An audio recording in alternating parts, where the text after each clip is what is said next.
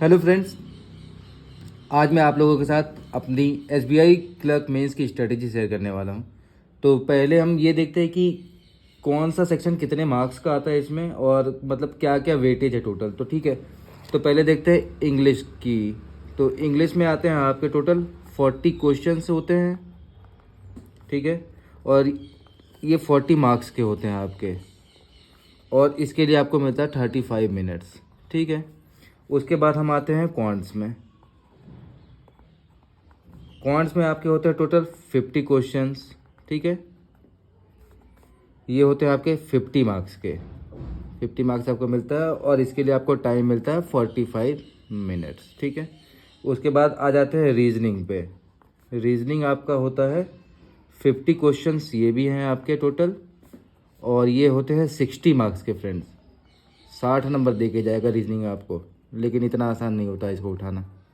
और फिर लास्ट होता है आपका जीए। जीए आपके कितने मार्क्स हैं? 50 क्वेश्चंस हैं टोटल, और आपके 50 मार्क्स हैं ये। और इसके लिए भी आपको टाइम मिलता है कितना? Only 35 minute. ओनली नहीं है, ये काफ़ी टाइम होता है 35 मिनट। तो फ्रेंड्स, मेरी स्ट्रेटेजी सिंपल मैं आपको बताता हूँ रीजनिंग के लिए क्या होगी। रीजनिंग के लिए स्ट्रेटजी आपकी ये है कि लोग बहुत सारे सिर्फ सोचते हैं कि मैं पज़ल अच्छे से कर लेता हूँ और मिसलेनियस पोर्शन तो कम आते होंगे और क्रिटिकल रीजनिंग तो बनता ही नहीं है। लेकिन सबसे पहला मेरा स्ट्रेटजी ये है कि क्रिटिकल रीजनिंग में मुझे अपनी पकड़ बहुत अच्छी करनी है, क्योंकि जिन्होंने भी आईबीपीएस क्लर्क मेंस दिया होगा उनको पता होगा ये चीज़ कि कुछ नहीं भी तो 10 से 15 क्वेश्चन तो आपके सिर्फ क्रिटिकल रीजनिंग से थे। और जिन्होंने अच्छे से तैयारी किया होगा इस टॉपिक का, उनके अच्छे मार्क्स भी आएंगे ज़रूर। और आपके पज़ल, लोग कहते हैं कि पज़ल बनाएंगे पज़ल बनाएंगे, पज़ल 2-2 मार्क्स वाले आए थे और वो इतने डिफ़िकल्ट थे कि अगर आप टाइम दोगे तो आप पज़ल ही बनाते रह जाओगे और आप मिसलेनियस क्वेश्चन भी नहीं कर पाओगे। तो मेरा सबसे पहला फोकस है क्रिटिकल रीजनिंग का, ठीक है। और दूसरी चीज़, आप 5 नंबर सीधा सीधा कहाँ से उठा सकते हो पता है? मशीन इनपुट से। और मशीन इनपुट आपका 5 मार्क्स का आता है, मोस्ट प्रोबेबली आता ही है। नहीं आया तो कोई बात नहीं, मिसलेनियस आएगा। और एक और टॉपिक है, अगर आप जैसे रिवर्स स्लॉग कर लिए या सिंपल स्लॉग्स भी आ जाता है, रिवर्स स्लॉग्स कर लो, इनइक्वालिटी।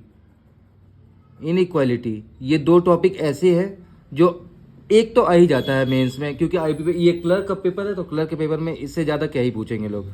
और चौथा चीज़ आता है आपका पज़ल। पज़ल तो पज़ल जिसकी मेंस की अच्छी प्रैक्टिस है वही बना पाते हैं एग्जाम में। और अगर जो पज़ल के लिए जाता है तो टाइम तो बहुत ज़्यादा कंज्यूम करता है ये, बाकी आपके क्वेश्चन छूट जाते हैं। और मैं भी 4-5 तो क्लर्क के मेंस दिया हूँ, इस वजह से मेरा एक्सपीरियंस है इसमें। तो मैं आप लोगों को एक सबसे सही तरीका बताता हूँ, जिनकी अभी अच्छे से तैयारी नहीं हुई होगी उनके लिए। तो आप सबसे पहले तो आप मॉक टेस्ट आपको कुछ नहीं भी तो 1 वीक में आपको 2 मॉक तो एटलीस्ट देने हैं मेंस के। और उसको अच्छे से आपको एनालिसिस करना ही है, उसका एनालिसिस होना चाहिए। अगर आपने एनालिसिस नहीं किया, आपने मॉक लगा लिया, आपका कोई मतलब नहीं होता है। क्योंकि आप मॉक लगाते हो, आप मॉक में कुछ क्वेश्चंस नहीं करते हो, या आप कुछ क्वेश्चन करते हो वो आपके गलत हो जाते हैं। उसके बाद अगर आप एनालिसिस करोगे तो आपको समझ में आता है आपने गलती कहाँ की है। और आपके पास इतना टाइम आज है नहीं कि आप पूरे रीजनिंग के मेंस के टॉपिक पढ़ लो और आप सोचो कि मेरा मतलब बिना प्रैक्टिस के मैं चला जाऊँ एग्जाम में सिर्फ पढ़ के, तो it's impossible to get better marks in exam. Simple सी लॉजिक है ये। तो अगर आप मॉक टेस्ट लगा रहे हो, मॉक टेस्ट में अपनी गलती को सुधार कर रहे हो और फिर से मॉक टेस्ट लगा रहे हो और देख लो कि वो गलती दोबारा नहीं हो रही, तो आपके स्कोर डेफिनेटली बढ़ेंगे ही बढ़ेंगे। और अगर ये 60 मार्क्स का है और अगर आप इसमें से बहुत कम से कम, मतलब मैं बोलूँगा अगर आप 15 नंबर ले आ रहे हो, और ज़्यादा से ज़्यादा तो कितना भी हो सकता है, लेकिन एक अच्छा स्कोर मैं बोलूँगा 25 नंबर होता है। अगर आपके ये आ जाए तो मतलब आप रीजनिंग में अच्छा खासा स्कोर कर लिए हो, ठीक है। अब क्वांट्स की बात करते हैं। क्वांट्स में तो मैं यही बोलूँगा कि आप सबसे ज़्यादा डीआई पे फोकस करो, क्योंकि डीआई तो कुछ नहीं भी तो 3 से 4 तो आ ही जाती है। और वो भी मतलब mains level DI IBPS clerk इस साल की अगर बात करें तो काफ़ी मतलब मॉडरेट टू डिफ़िकल्ट में जाएगा जैसा आया था। और इस साल का आप पेपर देख ही रहे हो कि मैथ्स तो रुलाने वाला आ रहा है, moderate to difficult, easy to moderate, कोई इजी तो कहता नहीं कि इजी आया था। तो जब प्रीलिम्स में ये हाल है तो मेंस में तो आप तैयारी अच्छी ही रखनी पड़ेगी। तो आप डीआई में ऐसा कोई फंडा नहीं है, आपको अर्थमेटिक नहीं आता, आपको ये नहीं आता, आपको वो नहीं आता। सिंपल एक, अगर आपकी अप्रोच अच्छी है, आप कैलकुलेशन अच्छा कर पाते हो, आपके बेसिक्स स्ट्रॉन्ग हैं, तो आप आराम से डीआई बना ले जाओगे। दूसरी चीज़ आपसे मैं ये बोलूँगा, नंबर सीरीज़। नंबर सीरीज़ में आपको मेंस लेवल नंबर सीरीज़ आपको मॉक टेस्ट में भी मिल जाएगा, मॉक टेस्ट से आप करोगे तो बहुत अच्छा है। और तीसरी चीज़ है मेंस लेवल क्वाड्रेटिक। ये मैंने देखा ये आती ही आती है, ये हर एग्ज़ाम में मेंस में आती है। और पहले मैं इसको पढ़ता नहीं था तो मेरे 3 से 4 मार्क्स तो चले जाते थे क्योंकि मैं छोड़ देता था। लेकिन इस साल मैंने पढ़ के गया हूँ और तीनों मेंस में मुझे लगता है 3-4 क्वेश्चन आए और मैं सब में अटैम्प्ट किया हूँ। तो अच्छा, ये स्कोरिंग एक एरिया है जो ये क्वेश्चन आता है और हमको उठाना है, तो इसमें नंबर पाना है। और अर्थमेटिक, अर्थमेटिक का क्या ही बोलूँ, अभी तो मैं अर्थमेटिक इसके अलावा मैं कुछ नहीं पढ़ने वाला। मैं अर्थमेटिक नहीं देख के जाऊंगा, अर्थमेटिक बनेगा तो अच्छा है और नहीं बना तो कोई बात नहीं। अब जो गेम चेंजर है किसी भी मेंस एग्ज़ाम का, वो उस पर बात करते हैं, वो है जीए। तो जनरल अवेयरनेस, जनरल अवेयरनेस मेरा सोर्स है, मैं सिंपल आपको बता दूं, डॉक्टर गौरव गर्ग सर। इनके अलावा मैं किसी से भी नहीं पढ़ता। और इनका सबसे अच्छा टॉपिक मुझे लगता है इनका जो बैंकिंग अवेयरनेस आपका मंथली आता है, हाँ मंथली आता है इनका, वो इनका बेस्ट 300। और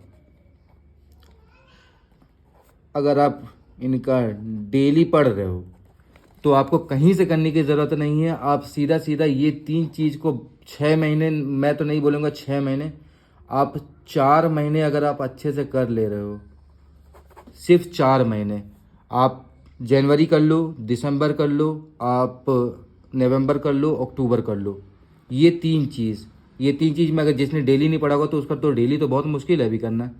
आप इस चीज़ को तो कम से कम एटलीस्ट कर सकते हो बहुत अच्छे से, और बेस्ट 300 कर सकते हो इनका। और अगर आपको कोई पीडीएफ सोर्स चाहिए तो मैं पीडीएफ सोर्स के लिए मैं पढ़ता हूँ, ग्रेडअप का पीडीएफ आता है मंथली, मुझे वो सही लगता है। कम कंटेंट, उसको बार बार रिवीजन, 4 से 5 बार रिवीजन। और मुझे इन पे इसलिए भरोसा है क्योंकि मैं लास्ट ईयर मेरे ऑलमोस्ट सारे मेंस प्री क्लियर हुए थे, लेकिन मैं मेंस किसी में जगह नहीं पाया। और इस साल मैं इनसे पढ़ के गया हूँ। और मुझे लगता है कि आप एग्ज़ाम हॉल में बैठोगे, आप क्वेश्चन देखोगे, आपको लगेगा अरे ये तो सर ने पढ़ाया है। तो इतना मतलब एक ईजी बना देता है ये बैंकिंग को, करंट अफेयर्स को। और इनका कंटेंट बहुत ही ज़बरदस्त, कम से कम में ज़्यादा से ज़्यादा कंटेंट देते हैं, इसलिए मुझे इन पर सबसे ज़्यादा भरोसा है। और अगर आप करंट अफेयर्स 50 मार्क्स का है, अगर आप 20+ स्कोर कर रहे हो तो आप गेम में सबसे आगे चल रहे हो, ये बात मान के चलना। अगर आप 10 से 12 सोच के चलते हो, 10 से 12 में सिलेक्शन, तो बहुत ही ज़्यादा मुश्किल है। 10% ही चांस मान के चलो 10 से 12 में। और तीसरी बात करते हैं इंग्लिश। इंग्लिश के लिए मैं कोई सोर्स फॉलो नहीं करता, मैं कुछ नहीं करता, मैं सिर्फ एक के भरोसे बैठा हूँ, वो है मॉक टेस्ट। मॉक टेस्ट लगाओ, अपनी गलती देखो, उस गलती में क्या गलत किए थे वो चीज़ समझो, क्योंकि मिस्टेक करेंगे तो समझ में आएगा कि कहाँ हुई गलती, और मिस्टेक से फिर आप लर्न करोगे तो आप गेन करोगे, और गेन करोगे तो मार्क्स आएंगे। तो इंग्लिश का सिंपल है, आप जितने ज़्यादा आप आरसी लगा सकते हो आरसी लगाओ, क्योंकि मेंस में आपको एक से तो ज़्यादा ही आरसी आते हैं, 1 या 2 आते हैं आरसी, और ये आपको अच्छे खासा मान लो 10 मार्क्स तो दे के ही जाएंगे। आप पैरा जंबल प्रैक्टिस करो, पैरा जंबल आते ही हैं, पैरा जंबल आप प्रैक्टिस करो। आप डबल फिलर्स, इन सब, ये 3-4 टॉपिक ऐसे हैं जो एग्ज़ाम में आते हैं, आप अच्छे से प्रिपेयर कर लोगे। और अब मैं एक चीज़ बता दूँ, जैसे आप रीजनिंग लगा रहे हो तो आप ये भी कर सकते हो कि दिन में मुझे 2 पज़ल लगाना है। मेंस लेवल आपको पज़ल लगाना है 2, कम से कम 2 लगा लो। आप क्वांट्स में आप 2 DI पर डे, ठीक है, 2 DI आप लगाओ मेंस लेवल पर डे, आपकी रीजनिंग और मैथ्स बेटर हो जाएगी। आप तो मैं तो बोलूँगा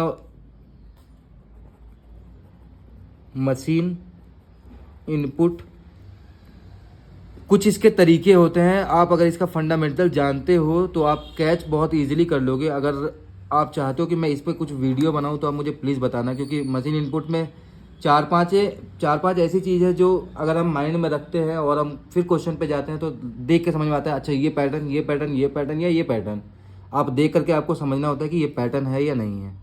और आपके चारों सब्जेक्ट इसी तरह से आप, मैं सबसे ज़्यादा भरोसा करने वाला हूँ अभी मॉक टेस्ट पे, क्योंकि मॉक से बढ़ के कुछ भी नहीं। और मॉक टेस्ट में बता देता हूँ मैं किसका मॉक लगाता हूँ। मैं मॉक तो बहुत ही ज़्यादा लगाता हूँ, लेकिन सबसे ज़्यादा मैं मॉक लगाता हूँ स्मार्ट कीड़ा का, प्रैक्टिस मॉक, और मैं टेक्स्ट बुक भी लगाता हूँ। ठीक है, ये 3 टॉपिक मैं लगाता हूँ, इससे ज़्यादा मैं नहीं लगाता। और आपको अगर मेंस रिलेटेड आपको कोई प्रॉब्लम हो, आप चाहते हो कि मैं अपना कुछ स्ट्रेटजी आपसे शेयर करूँ, आपको कोई प्रॉब्लम आ रही हो, आप प्लीज़ मुझे बताइए, मैं आपकी ज़रूर हेल्प करूँगा, मैं जहाँ तक कर सकता हूँ। क्योंकि जॉब तो अभी मेरी भी नहीं लगी है, क्वालिफाई तो मैंने किया हूँ, लेकिन हाँ मैंने अभी तक 30+ प्रीलिम्स दिए हैं फ्रेंड्स, और मैं 12 हाँ 12 मेंस एग्ज़ाम दे चुका हूँ बैंक के। तो कुछ तो एक्सपीरियंस है मेरे पास। और बाकी मिलते हैं नेक्स्ट वीडियो में, ये वीडियो ज़्यादा लंबा हो जाएगा। Thank you.